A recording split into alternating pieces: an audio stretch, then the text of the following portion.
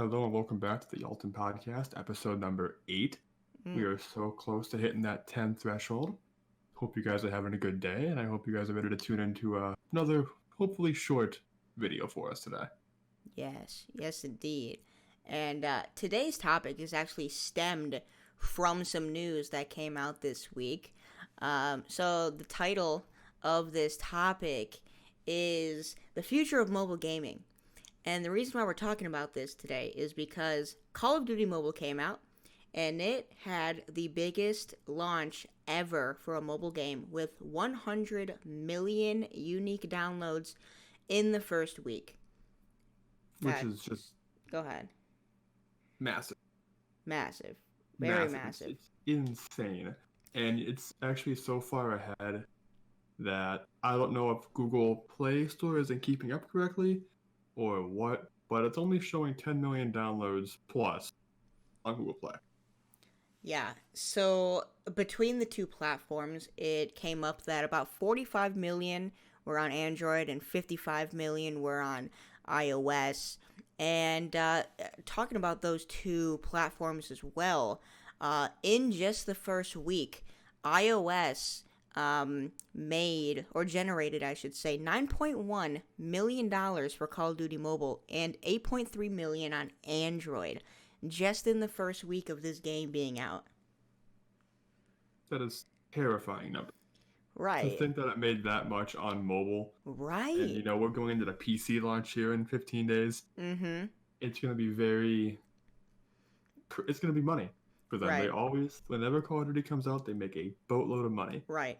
Dude, It's 20 almost the same million game every in time. 20 million in a week on a mobile game? No. Bro, I haven't looked at the statistics for revenue with the console and PC games.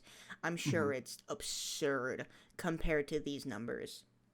It's got to be. And to think that it's already taking off this much, Mm-hmm.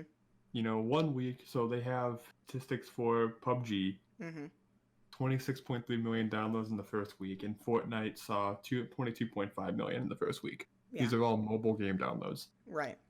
So to see it not only taking off, but to be gradually increasing Mm-hmm. is crazy. Yeah. And I want to mention one more thing here. This article I'm reading by 9to5mac.com, by the way, it also states that that Mario Kart Tour game came out and generated 90 million downloads in its first week with $12.7 million between the two platforms of Android and iOS.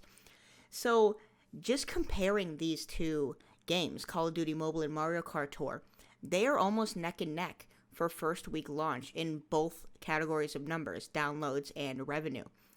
And that's another reason why we wanted to bring up the future of mobile gaming is the competitors are just like absurdly close and the numbers they're pulling are also just absurd. It's crazy. That's today's word, absurd. You might hear impeccable. I don't know. Absurd. But today, like, it's just crazy. And it's only going up. So Right. as you were saying, they just keep one-upping each other. And there wasn't a really big release for a while, mobile gaming, Mm-hmm. from PUBG. Yeah. And now it's this Call of Duty Mobile, and it's this Mario Kart game, and they're increasing the numbers by 70 million plus. Right? It insane, absurd. Yeah. And And go ahead. you got this. You got this. Uh, and another thing that's popping up in the mobile gaming space is these new smartphones that I guess can keep up with mobile games. Like you got Mhm. phones with 12 gigs of RAM now, 120 hertz displays, giant batteries. There's even software switches to go on a game mode or like a high performance mode. And we've already been seeing those for a year or two. And, you know, on top of just the games themselves, it's interesting to see how the smartphone competitors are also already tackling this space when it's just getting popular. Yeah. And it's interesting to see that this is growing. And I don't know. I just don't feel like mobile consoles are doing phenomenal. They're not doing bad. Right. Like the Switch has good sales, the Nintendo DSs they had good sales. Mm-hmm. The Game Boys back in the day had good sales, and Yeah. and so yeah, well the PSP kind of flunked. Uh, Mm-hmm. F. but I mean, all these mobile platforms they do okay, and now we're seeing mobile phones almost becoming the new mobile platform. Right. I'll tell you why. Everybody has a Everybody has one. smartphone. Yeah. It's Yeah. that simple. Everybody has one already. No need to, compete with other mobile products because you have to buy the other mobile products. Like, the Mhm. last mobile product I willingly bought, other than a smartphone, was actually, I've never bought a mobile device for gaming. Everything has been gifted to me, and the last one that was gifted to me was a DS Lite, which was probably at Years ago. minimum 7 years ago, Yeah, it was a maybe long time. closer to 10. Hmm. Um, so what I'm trying to say is, like, there's not necessarily not a want for it anymore, but it's just convenient that everybody has the smartphone. And you also got to look at the people from the age of, I mean, sometimes less than 10, Mm-hmm. but more often I think like 12 and up, Mm-hmm. are putting smartphones in their hands. Oh, of And course. the younger generation, the kids want to play games, so they're going to download these popular titles. They're free. Mm-hmm. Yeah, exactly. They're It free. doesn't hurt you. Right. So because of that, I do think mobile gaming is only going to continue to take off. Oh yeah, 100%. Um, I feel like PUBG really set the bar when it comes to downloads and revenue, and then Mhm. Fortnite swooped in there with it already being so popular. And then what other better competitor to top Fortnite than Call of Duty? Especially with Call of Duty's like actual game release coming up in about 2 weeks here. Um, yeah, side note, kind of a tangent here.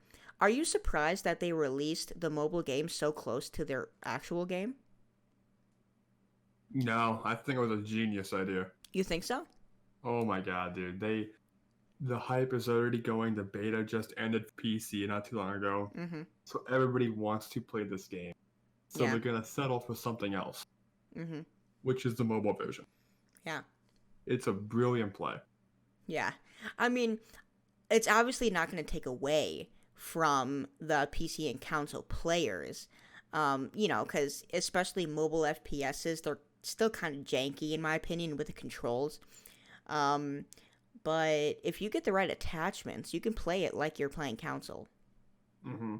And I do see a market growing for attachments for Oh phones, yeah, oh yeah. like controllers and stuff like that in the Mhm, couple years to come to play games like this. Because if this is going to have a big market and we're mhm. seeing maybe a player base of, let's just call it 150, 200 million players, Yeah. that shows a demand to make little controllers that go Oh into yeah. the port of your phone. So they already exist. Unbox Therapy has showcased a few. But, obviously they're not mainstream yet because there really isn't enough mainstream games to, make them relevant. Um, I mean, other than Call of Duty Mobile, Fortnite, and PUBG, Hmm. and maybe Minecraft, I don't really know of any other mainstream mobile games that would benefit from a controller. Do you? I forgot about Minecraft on mobile. Pocket Let me see edition, how my many guy. downloads. Let me see how many downloads that has, just for fun here. Let's see here. Yeah, and while Austin's researching that, I mean, we're obviously going to see such a gradual increase in the hardware, the games. Um, I don't want to go too far yet in saying that mobile gaming in esports will even start popping up soon. It will. Um, how soon do you think, Austin? What year? Give me a year. I am going to say the first esport event, mobile gaming, may happen mid next year. You think mid 2020? Yeah. I thought it was going to be a little later than that. I was going to guess maybe like beginning 2021, mid 2021. Hmm. But I don't know. Call of Duty Mobile came out. Everybody knows Yeah. what Call of Duty is. Um, And they have a massive esports. Yeah, I mean, that's the game that, like, it's the longevity game that everybody knows about for, like, the past decade. Longer, honestly. Um, so if there's going to be a game to do it, I can see it being Call of Duty Mobile. Hmm. Um, I feel like if Fortnite would have taken a stab at it, I feel like they would have done it already because, they're kind of like in the Yeah. fun scene, you know? I feel like they would have taken Mhm. advantage of that. Um, but maybe they simply haven't because the attachments aren't there. I don't know. Maybe, but I do see mid next year they're going to do an event that's going to be kind of big tourney Hmm. esports event for mobile platforms. It's going to be interesting how they're going to set it up. Yeah. Because obviously you're not going to go into like a room and people on their phones and playing. Right. That'd be silly. Um, Right. I mean, but they would obviously have to showcase it or something. And that's another thing. How are you going to screen capture that? yeah, I don't know. I Like, you're mean, it going to might need some even be, beefy phones for that. yeah, it might even be just a like an entry. Mm-hmm. Maybe the people that win the mobile version Oh. contest get like Oh. a guest spot in the That'd be comp cool. That'd be or pretty something interesting. along. Which So, I mean, it'd be night and day yeah. as far as like how to play. Yeah. Uh, I mean, but that'd be an Fortnite. interesting way. Fortnite already does that. They have these at-home competitions, and if you rank a certain amount, they'll fly you out to the next like World Cup or whatever that they hold, and they'll do like the viewer-based one with like 100 players. They'll fly out or whatever. Really? Oh yeah, you didn't know about this? No. They've done it. I think twice now. Yeah, you qualify based off of a certain amount of games and kills on the actual PC game. And then if you get to a certain threshold, like I guess they talk to you via email or something, or they'll call you or whatever, and then they'll be like, hey, you qualified. Here's your plane ticket, and we'll see you like next month. That is crazy. Well, if that's the case and they're doing it, I will not be surprised if Call of Duty starts doing that soon too. Yeah, I mean, I'm not sure how much money Call of Duty has because I know Fortnite's monthly revenue used to be a quarter of a billion dollars. How much did it just make in a week? In a week. Oh, this Yeah. made the mobile one made what was it? 20 mil? And that's not their front runner. Right. Oh yeah, 100%. Yeah, they made about 20 So mil. I think So just if this keeps up on average, which I don't think it will. I think there'll definitely be a downslope in their mobile monthly revenue for Call of Duty Mobile, but currently we're looking at about 80 mil a month pre-tax. hmm That's pretty insane. And it's probably already plateaued on how many users they're going to get. So most Oh likely yeah. look at 20 million as the high point. Mm-hmm. And then probably once the official game comes out on consoles and PC, it's probably going to drop 25%. Yeah. It would I do want to... Go ahead. it would definitely be interesting to see how many users continue to play this, considering Call of Duty's brand is on it. hmm Because PUBG, people don't really know what that is if they're not in the PC scene. A lot of people know what Fortnite is, but everybody knows what Call of Duty is. You know what I mean? Absolutely. Yeah. And that's exactly what I was going to say too, is what's the retention rate going to be Mm-hmm. for this mobile platform? Right. But so, next 5 years, Mm-hmm. where do you see mobile gaming? So by 2024, interesting. Well, technically 2025 because the Let's call year's it almost up 2025, here. yeah. 2025, okay. I can see a lot more gaming phones coming out. Especially the Razer line. I feel like the Razer phone line is going to get a lot more attention in the next year or two with Razer Phone 3. Because they were the first one to have the biggest battery and 120 hertz refresh rate. I think they were also the first ones to have Dolby Atmos speakers too. Okay. So I think we're going to obviously see a lot more smartphones coming out with, game intensive specs. I think we're going to see a lot more top tier gaming companies in the console and PC space making mobile games, obviously, especially now that Call of Duty has not necessarily introduced that market, but maybe kind of confirmed that market, like it's okay to do it. Yeah. I can see esports happening in the next year or two. If I really wanted to put a solid year on it, probably I'm going to say summer 2021. And in the next year, I can also see a lot of these like controller attachments and, you know, maybe some of these dual screen attachments. Have you seen these? Ooh, that'd be nice. Yeah, so they kind of already have these because the whole folding folding, the whole folding phone craze recently, you know, with the Galaxy Fold and, you know, this whole Motorola Razr that's rumored to come out, blah, blah, blah. So I can really see a lot of dual screen attachments as well. So I think a lot's going to come from this. And especially from a revenue space, dude, this is going to be, I mean, gaming industry is, I would imagine, a multi-billion-dollar, you know, industry. I can see mobile getting there by itself by 2025. Absolutely. What about you? Absolutely. Anything else I maybe didn't mention? So I have a different spin on it, I think. Ooh, please do tell. I think by 2025, most games coming out are going to have a mobile version. Really? I think that maybe it won't be the full game, but they might have like mini games or something that you can add to the character campaign or something along those lines that'll be able to be played from your phone from whatever location you're at. That way it keeps you immersed in their game almost 24/7. Interesting. It's going to be very... It's like mini games. I'm thinking totally mini games here. Yeah, that would be interesting. Yeah, mini games. I like that. And I think like it's going to be on all the popular platforms. So if you play on PlayStation or Xbox, they may have a companion app that allows you to access the library of those consoles. Yeah. To then play those mini games in Steam and etc. for PC. Right.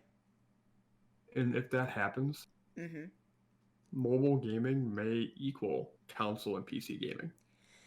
You know, as much as it's as far-fetched as that seems, I think it will happen eventually. I think it might even surpass it.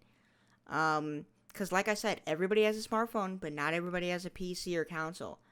You know, a smartphone, it's you know, it's just a thing people have now.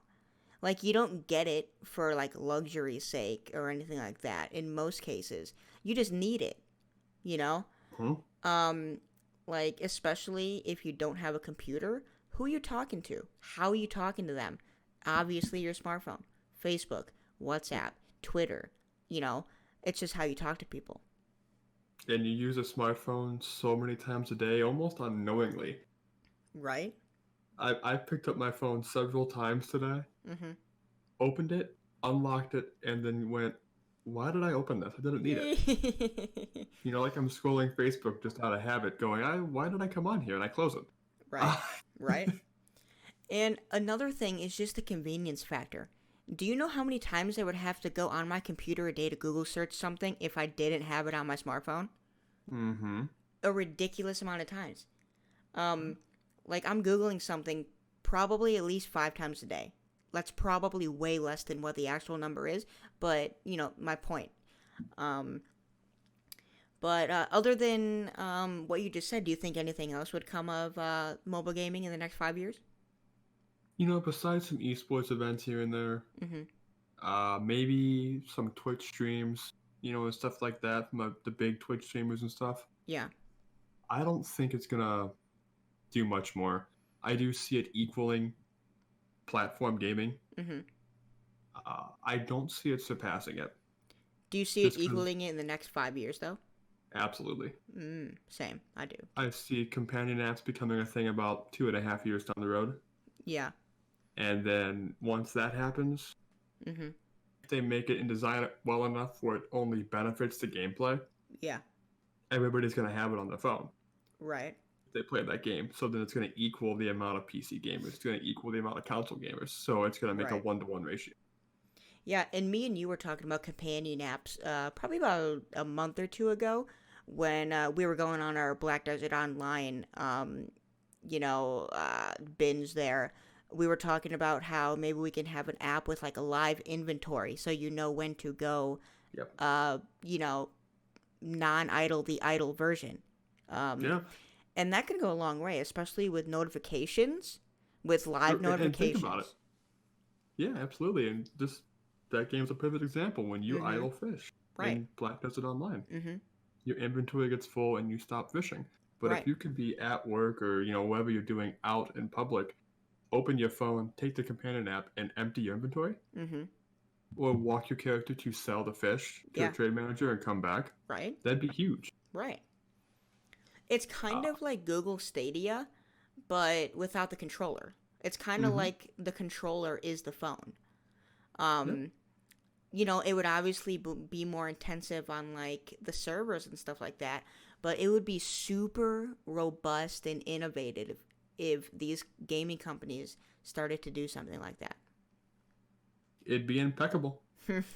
Truly impeccable. Oh, man. So is that it, Austin? Is that the end I of the podcast? I think that's the end, Colton. I think we're going to wrap it up there. And again, we're continuing to see support Yeah. on our channels, on YouTube, on Spotify, and Anchor. Mm-hmm. We don't have numbers yet for the rest of the platforms. Yeah. But thank you so much, guys. It's appreciated. Yeah, and I want to emphasize this because I didn't mention it in the intro because Austin led the show. We are on, everybody, Apple Podcasts, Spotify, Google Podcasts, Pocket Casts, Radio Public, and Breaker. Hit us up on all major streaming platforms and also be able to follow us on Twitter and Discord at Alton Podcast. Join the conversation. Give us some topic ideas. Who knows? Maybe your topic idea will be in one of the next podcasts. But you can't do that unless you follow us on Twitter or Discord. And subscribe to us on YouTube. Oh, yeah. Definitely And YouTube Spotify. as well. And obviously Spotify. Spotify is bae. Yeah, so bad at that introduction thing. Oh, man. You're getting so much better at it. Don't even worry about it. Yeah. Okay. Have a good one, guys. Yeah. Thank you. Thank you guys for listening.